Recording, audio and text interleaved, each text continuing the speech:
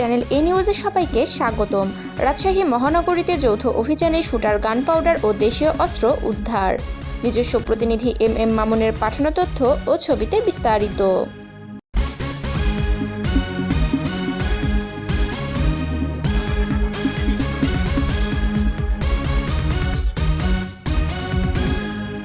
রাজশাহী মহানগরীতে যৌথ অভিযান চালিয়ে একটি ওয়ান শুটার গান, 2 কেজি গান পাউডার ও 9টি দেশীয় অস্ত্র উদ্ধার করেছে র্যাব 5 ও সেনাবাহিনীর সদস্যরা।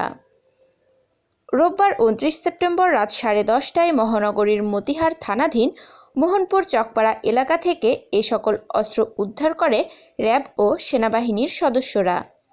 সোমবার 30 সেপ্টেম্বর সকালে র্যাব 5 রাজশাহী মোল্লাপাড়া ক্যাম্পের পাঠানো এক প্রেস বিজ্ঞপ্তিতে এ তথ্য নিশ্চিত করা হয়।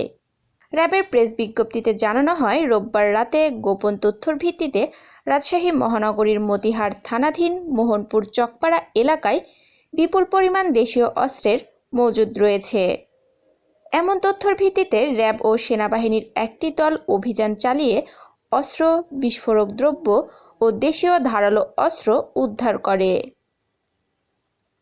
এ ব্যাপারে আইনগত প্রক্রিয়া শেষে উদ্ধারকৃত আলামত নগরীর মতিহার থানায় হস্তান্তর করা হয়েছে। রুবাইয়া জাহান, ডেস্ক রিপোর্ট, চ্যানেল এ নিউজ।